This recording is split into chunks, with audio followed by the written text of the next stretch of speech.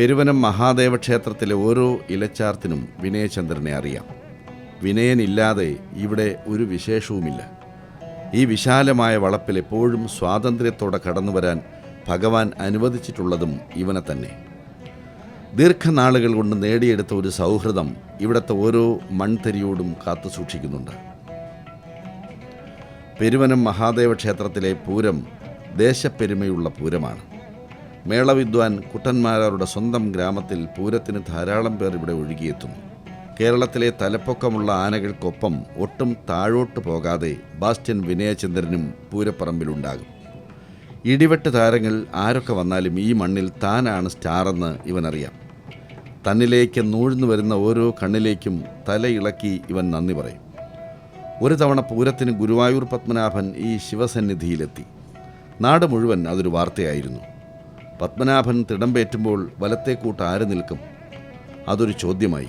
പലരും പല പേരുകളും പറഞ്ഞു. ക്ഷേത്ര കമ്മിറ്റിക്കും നാട്ടുകാർക്കും അതിലൊരു സംശയവുമില്ലായിരുന്നു. ഈ മുറ്റത്ത് വിനയചന്ദ്രൻ നിൽക്കുമ്പോൾ വലത്തേക്കൂട്ടിന് എന്തിന് മറ്റൊരാനയെക്കുറിച്ച് ചിന്തിക്കണം? അങ്ങനെ വിനയചന്ദ്രൻ ഗുരുവായൂർ പത്മനാഭൻ്റെ വലത്തേക്കൂട്ട് നിന്ന് പൂരത്തിൻ്റെ ശ്രദ്ധാകേന്ദ്രമായി. വിനയൻ്റെ മനസ്സിൽ ഇന്നും കുളിര് കോരിയിടുന്ന മറ്റൊരു ഓർമ്മയാണിതും. പെരുവനം പൂരത്തിൻ്റെ മുൻനിരയിൽ നിൽക്കുവാൻ എപ്പോഴും വിനയചന്ദ്രൻ ഉണ്ടാകും. തൃശ്ശൂർ പൂരത്തിന് പങ്കെടുക്കുന്ന അതേ ആവേശവും ഭക്തിയും ഈ സന്നിധിയിലെത്തുമ്പോഴും വിനയചന്ദ്രൻ കാണിക്കുന്നു.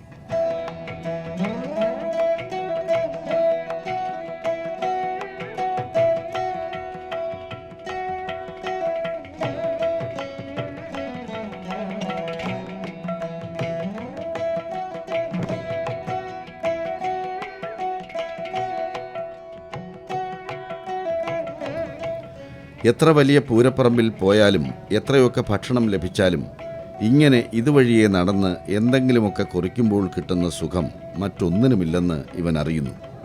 അതിൽ സ്വയം മറന്നലിയുന്നു.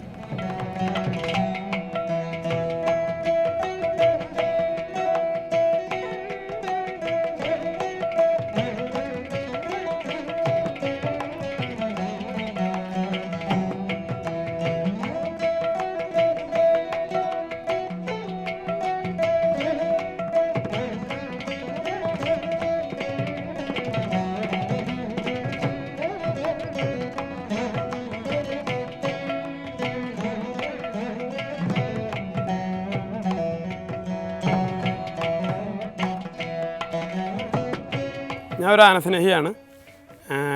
എൻ്റെ ആനക്കമ്പം തുടങ്ങണത് എൻ്റെ വീടിൻ്റെ അടുത്ത് പൂക്കോടൻ ശിവൻ എന്ന് പറഞ്ഞിരുന്ന തിരുവമ്പാടി ശിവസുന്ദർ എന്ന് പറഞ്ഞൊരു ആനയുണ്ട്. ആനയെ ഞാൻ സ്ഥിരം കാണാൻ പോയിരുന്നു. അങ്ങനെ ആനയ്ക്ക് എന്തെങ്കിലും ഡെയിലി കയ്യിൽ കൊണ്ടുകൊടുക്കുക, അങ്ങനെ ഒരു നുണച്ചട്ടായിട്ടുള്ള ബന്ധത്തിലൂടെയാണ് ഈ ആനയായിട്ടുള്ള കമ്പം നമുക്ക് വരുന്നത്. അങ്ങനെ 7th സ്റ്റാൻഡേർഡിലൊക്കെ പഠിക്കുമ്പോൾ ഈ ആനയെ കാണാൻ വേണ്ടി, എൻ്റെ വീട് ആമ്പല്ലൂരാണ്, ആമ്പല്ലൂരിൽ നിന്ന് ചേർപ്പിലോട്ട് സൈക്കിളിലൊക്കെയാണ് വന്നിട്ടാണ് ഈ ആനയെ കാണാറ്. പിന്നീട് ഈ ആനക്കമ്പം വളരെ കൂടുതലായപ്പോൾ വീട്ടുകാർ പൂരങ്ങൾക്ക് പോകുന്നത് വിലക്കായി, പൂരത്തിന് വിടാണ്ടായി. അപ്പോൾ ആ ഒരു സിറ്റുവേഷനിൽ നമ്മൾ മേളം പഠിച്ച് ആനയെ കാണാനുള്ള ഒരവസരം കണ്ടെത്തായിരുന്നു. മേളത്തിന് പോയി, പഞ്ചാരി മേളത്തിന് പോയിട്ട് ആനക്കാരായിട്ട് കൂടുതൽ സമ്പർക്കം ഉണ്ടാക്കാനുള്ള ഒരു അവസരം അതിലൂടെ കണ്ടെത്തായിരുന്നു. പിന്നീട് വീട്ടുകാർ ഗൾഫിലോട്ട് പറഞ്ഞയച്ചെങ്കിലും അവിടെ നമുക്ക് നിൽക്കാൻ പറ്റിയില്ല. ഈ ആനക്കമ്പം മൂത്ത് ഗൾഫിലോട്ട് നമ്മൾ പെട്ടെന്ന് ഇങ്ങോട്ട് തന്നെ ഈ പൂരപ്പറമ്പുകളിലേക്ക് ഓടിയെത്തായിരുന്നു. പിന്നീട് ആന ഒരു ഫീൽഡാക്കി മാറ്റിയായിരുന്നു. ഒരു ആനപ്രേമി എന്നുള്ള ലെവലിൽ നമ്മൾ ഫീൽഡിൽ നിന്നുകൊണ്ട് നമുക്കൊരു ബെനിഫിറ്റ് ഇല്ല. വെറുതെ ഒരു ആനപ്രേമിയായിട്ട് കാര്യമില്ലല്ലോ.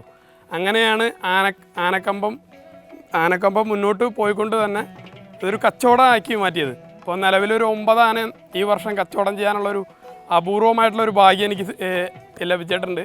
ഇത് എൻ്റെ ആന ഫീൽഡിൽ ഗുരു എന്ന് പറഞ്ഞ ആൻഡോ ചേട്ടൻ തന്നെയാണ്. ആൻഡോ ചേട്ടൻ്റെ അടുത്ത് വന്നിട്ടാണ് ഈ ആന ഫീൽഡായിട്ടുള്ള വ്യക്തമായിട്ടുള്ള കാര്യങ്ങളും അതിൻ്റെ ആനക്കാരുമായിട്ടുള്ളതും എല്ലാ കാര്യങ്ങളും മനസ്സിലാക്കാൻ കഴിച്ച ആൻഡോ ചേട്ടൻ്റെ കയ്യിലാണ്.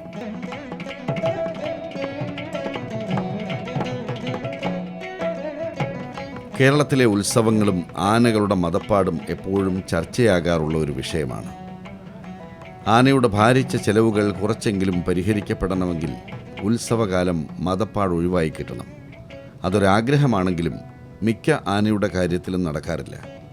ചിലർ ആനകളെ മതപ്പാട് കാലത്തും സംഗതി മറച്ചുവെച്ച് ഉത്സവപ്പറമ്പുകളിൽ കൊണ്ടുപോകാറുണ്ട്. ഭാഗ്യമുണ്ടെങ്കിൽ പ്രശ്നങ്ങളൊന്നും വരില്ല, അല്ലെങ്കിൽ കാര്യം ഗുലുമാലാകും. പലതരത്തിലുള്ള പീഡനങ്ങളാണ് ഉത്സവകാലത്ത് ആനകൾക്ക് ലഭിക്കുന്നത്. മദപ്പാട് പുറത്ത് കാണിക്കാതിരിക്കാൻ ശരീരം വാട്ടിയും തീറ്റ കൊടുക്കാതെയും കൊണ്ട് നടക്കുന്നു. ഇങ്ങനെ ധനമോഹം നിമിത്തം അരുതായികകൾ കാണിക്കുമ്പോഴാണ് വൻ ദുരന്തങ്ങൾ സംഭവിക്കുന്നത്. വിനയചന്ദ്രൻ്റെ മദപ്പാട് കാലം എല്ലാ ഉത്സവങ്ങളും കൊടിയിറങ്ങി കഴിയുമ്പോഴാണ്. ഉത്സവപ്പറമ്പുകളിലെ തിരക്കും ആരവങ്ങളും ഒഴിയുമ്പോൾ വിനയചന്ദ്രനും വിശ്രമത്തിലേക്ക് കടക്കും.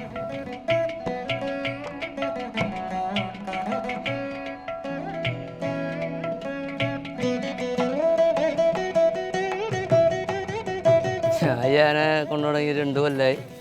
ഇന്നത്തെ വരെയ്ക്ക് ഒരു ബുദ്ധിമുട്ട് നമുക്കുണ്ടായിട്ടില്ല. പൂരത്തിനായാലും എന്തിനായാലും ഒരു കുഴപ്പം ഇന്നത്തെ വരെയ്ക്ക് ഉണ്ടായിട്ടില്ല. പിന്നെ കുറച്ച് തീറ്റഭ്രമുണ്ട്, അങ്ങനൊരു ഇത് മാത്രമുള്ള എനിക്ക്. വേറൊരു കൂടുതലുള്ളവർക്കോ നാട്ടുകാർക്കോ അതോ ആർക്കായാലും ഒരു ശല്യം ഇന്നത്തെ വരെയ്ക്ക് ഉണ്ടായിട്ടില്ല. അപ്പോൾ ഞാൻ അഭിനയിച്ച് എന്നെ കൊണ്ടായാലും എനിക്ക് അതിനെ കൊണ്ടൊരു ശല്യം ഉണ്ടായിട്ടില്ല എന്നവർക്ക്. അപ്പം ഇങ്ങനെ ഒരു ഇതിലാണ് ഞങ്ങൾ രണ്ടാളും പോണത്. ഇത്തിരി കുട്ടികളുണ്ട്, അതന്നെ, വേറെ കുഴപ്പങ്ങളൊന്നും ഉണ്ടായില്ല.